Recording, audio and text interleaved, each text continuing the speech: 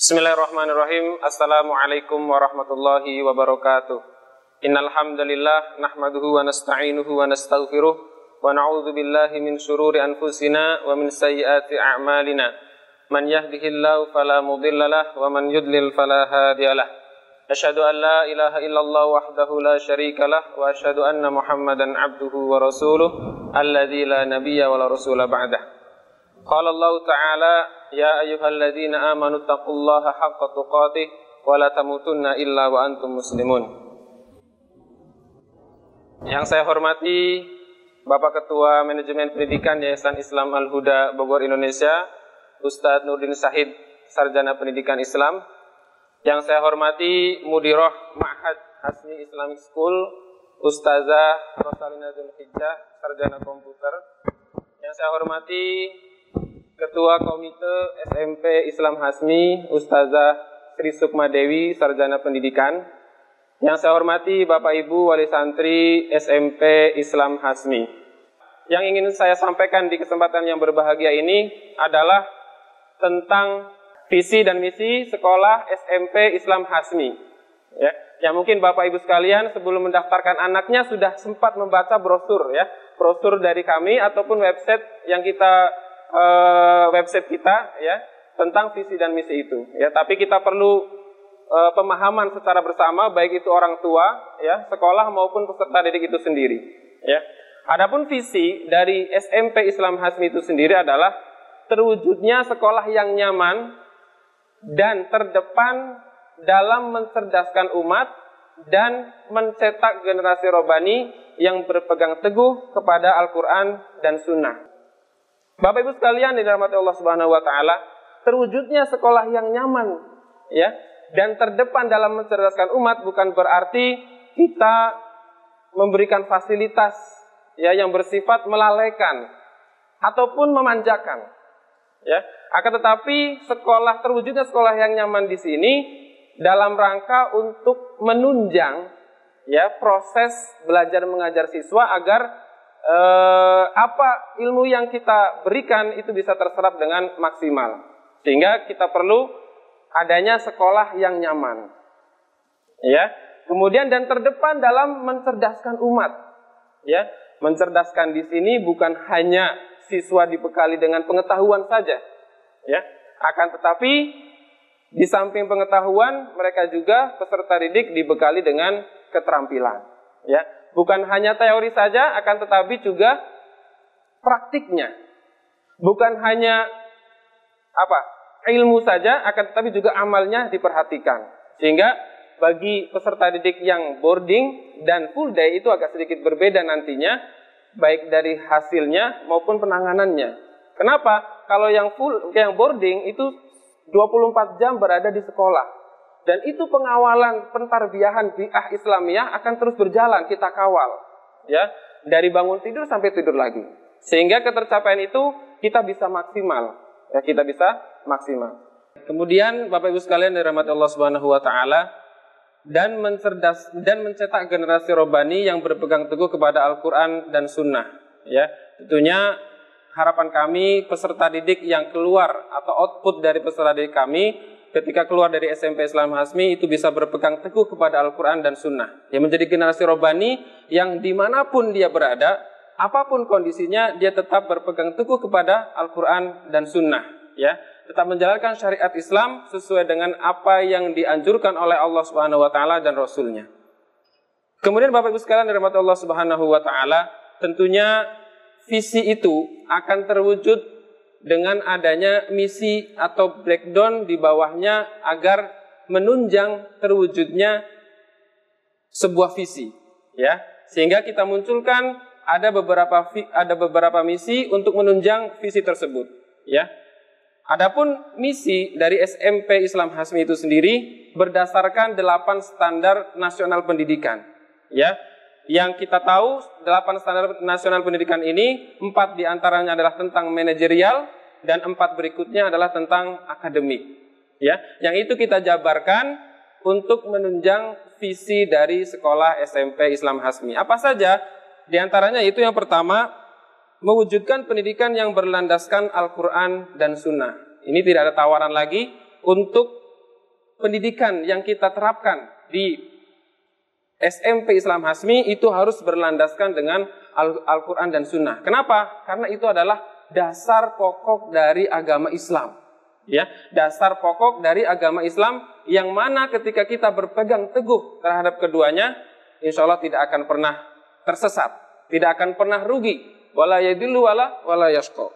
Kemudian yang berikutnya, misi yang kedua yaitu mewujudkan tenaga pendidik dan kependidikan yang berakhlakul karimah, profesional dan berintegritas. Ya, di samping tadi semua warga sekolah, ya, terutama peserta didik SMP Islam Hasmi, termasuk diantaranya adalah orang tua santri atau orang tua peserta didik itu sendiri, ya, harus berlandaskan berpegang teguh pada Al-Quran dan Sunnah, ya, juga termasuk di dalamnya semua tenaga pendidik, ya, yaitu guru, para asatidzah di sekolah kita, dan juga tenaga kependidikan, staf TU, OB, ya, satpam, kebersihan dan sebagainya, ya, itu harus berlandaskan, harus mempunyai akhlakul karimah.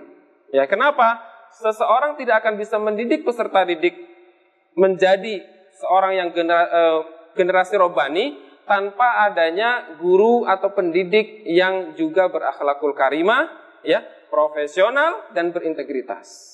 Ya, bagaimana kita akan menciptakan seorang peserta didik yang disiplin ketika seorang gurunya tidak disiplin?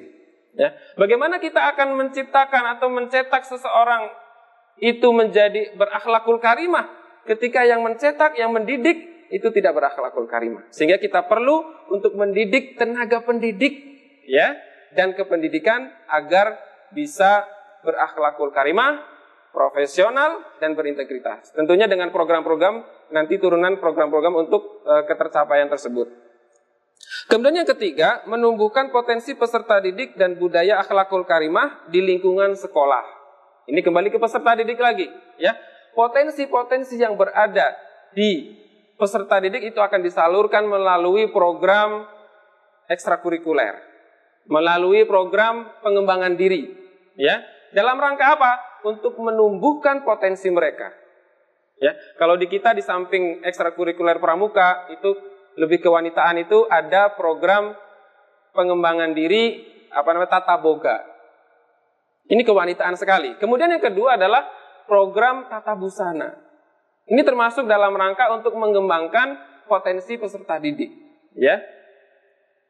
Dan ada beberapa ekstrakurikuler dan pengembangan diri lainnya yang mungkin bisa diikuti oleh seluruh peserta didik, ya, sesuai dengan bakat dan minat mereka. Ya. Kemudian berikutnya yang keempat, menumbuhkan jiwa dakwah peserta didik. Ya. Kita ingat firman Allah Subhanahu wa taala, wal asr innal insana lafi khusr illal ladzina amanu wa amilus solihat wa tawassaw bil haqq wa tawassaw bis sabr. Ya.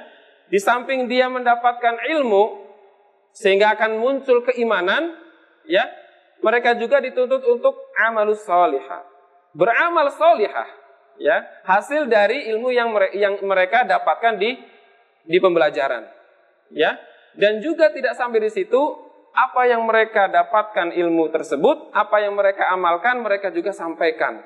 Melalui apa? Tadi menumbuhkan jiwa dakwah agar siswa peserta didik, ya, bisa atau mampu atau ada jiwa dakwahnya, menegur seseorang yang dalam kelalaian, ya, memerintah seseorang yang sedang dalam kelalaian, ya, untuk beramar ma'ruf nahi mungkar, ya. Itu yang keempat. Kemudian yang berikutnya, ini mungkin lebih kepada manajerial, ya, yaitu menerapkan sistem keuangan yang transparansi dan akuntabel. Ya, pemasukan dari orang tua siswa, pemasukan dari sumber yang lainnya, itu kita laporkan secara transparansi, secara tepat sasaran untuk penyalurannya, ya. Dan kita laporkan setiap bulannya, yaitu secara transparansi. Kemudian berikutnya, menerapkan atau mewujudkan sekolah yang nyaman dan kondusif, ya, mewujudkan sekolah yang nyaman dan kondusif sehingga seluruh warga sekolah, ya, di dalamnya bukan hanya guru, bukan hanya petugas kebersihan, bukan hanya keamanan, bukan hanya peserta didik, ya, termasuk di dalamnya adalah seluruh warga sekolah, ya, termasuk peserta didik itu sendiri, itu harus mendapatkan kenyamanan, ya, mewujudkan sekolah yang nyaman, kenyamanan dalam proses belajar mengajar, ya, dan kondusif, jauh dari kebisingan, ya, nyaman yang tanda garis bawah kita sesuai dengan apa yang kita harapkan di syariat Islam itu sendiri. Satu contoh adalah penerapan pemisahan antara laki-laki dan perempuan. Ya, secara agama Islam itu sangat nyaman sekali memfasilitasi seluruh warga sekolah termasuk peserta didik terutama itu agar dipisahkan antara laki-laki dan perempuan. Baik itu siswanya maupun gurunya. Jadi tidak ada pembelajaran di kelas ada siswa laki-laki dan perempuan. Ya, tidak ada pembelajaran ada guru laki-laki ngajar di siswa perempuan. Sebaliknya, guru perempuan ngajar di laki-laki. Itu tidak ada. Dalam rangka apa? Untuk mengkondusifkan, untuk menyamankan proses pembelajaran di dalam kelas. Itu salah satu contohnya. Kemudian berikutnya, mewujudkan sekolah yang berkualitas di bidang akademik. Walaupun kita sekolah Islam, akan tetapi kita berusaha untuk bisa berkualitas di bidang akademik juga, bisa bersaing. Ya, alhamdulillah di tahun kemarin, ya, nilai UN kita sekolah SMP Islam Hasmi sebelum tahun sekarang nih yang berjalan dikarenakan ada pandemi ini sehingga tidak adanya ujian nasional, ya, kita tingkat pertama di tingkat subrayon. Kemudian di tingkat kabupaten dari 700-an sekolah swasta dan negeri, kita nomor 23. Dari 700-an. Nah, ini juga bisa kita ambil kesimpulan, kita nggak mau ketinggalan di bidang akademik. Harus terus beriringan. Ya. Kemudian berikutnya, mewujudkan tata kelola sekolah yang profesional dan islami. Ini tentunya yang kita harapkan, ya. Jadi ketika tata sekolah itu sendiri, ketika sekolah putra dan sekolah putri itu jaraknya agak sedikit jauh, ya, sekitar setengah kilo lah, 500 meter, ya. Ketika kepala sekolah atau dari yayasan yang dia adalah ikhwan atau laki-laki, ketika akan masuk ke sekolah kami yang putri, itu ada ketentuannya dan ada mekanismenya, ya. Tentunya mekanisme ini untuk mendukung kemurnian dari ajaran agama Islam itu sendiri. Karena kita tidak menafikan setiap sosial kita pasti akan ketemu yang namanya adanya laki-laki dan perempuan akan ketemu. Tapi itu ada adabnya. Dan itu secara tidak langsung mengajarkan ke peserta didik bahwasanya untuk interaksi antara laki-laki dan perempuan itu seperti ini loh. Ada batasannya. Tidak boleh ikhtilat, berduaan, ya. Apalagi bergerombol antara laki-laki dan perempuan dalam satu ruangan tanpa adanya batas atau hijab. Ya, ini untuk mewujudkan tata kelola sekolah yang profesional dan islami. Mungkin itu Bapak Ibu sekalian yang dirahmati Allah Subhanahu wa taala tentang visi dan misi sekolah SMP Islam Hasmi. Ya. Tujuan kami kita bisa lihat secara garis besarnya ini lebih kepada akhirat dan akhirat. Lebih kepada akhirat dan akhirat. Tapi perlu kita pahami Bapak sekalian, memang dari firman Allah Subhanahu wa taala dalam surat Al-Qasas ayat 77 diterangkan, "Wabtaghi fima atakallahu ad-daral akhirah." Carilah itu apa yang diberikan oleh Allah, yang dikaruniakan oleh Allah Subhanahu wa taala kepada kita untuk apa? Untuk darul akhirah. Rumah, tempat di surga, di akhirat. Ya. Tapi di situ dijelaskan wala tansa nasibaka minad dunya. Janganlah kamu melupakan, ya, porsi kalian untuk dunia. Yang ini yang ingin saya sampaikan secara garis besarnya adalah kita mendidik peserta didik kita itu walaupun apapun nanti profesinya, apapun nanti kondisinya, ya, tetap harus yang kita prioritaskan adalah akhirat. Ya. Apapun profesinya, misalkan keluar dari SMP Islam Hasmi, melanjutkan ke perguruan negeri terus, ya, kemudian menjadi dokter, qadarullah, ya, itu yang kita inginkan ketika dia menjadi profesi tersebut, tetap tujuannya adalah memberikan manfaat kepada orang lain dengan mengharap ridha Allah Subhanahu wa taala. Sehingga khairun nas anfa'uhum linnas. Menjadi orang sebaik-baiknya manusia. Ya, kenapa? Sebaik-baik manusia itu adalah orang yang memberikan manfaat kepada manusia yang lainnya. Barakallahu fikum, mungkin itu yang bisa Ana sampaikan. Kurang lebihnya mohon maaf. Subhanakallah wa bihamdika asyhadu an la ilaha illa anta astaghfiruka wa atubu ilaik. Assalamualaikum warahmatullahi wabarakatuh.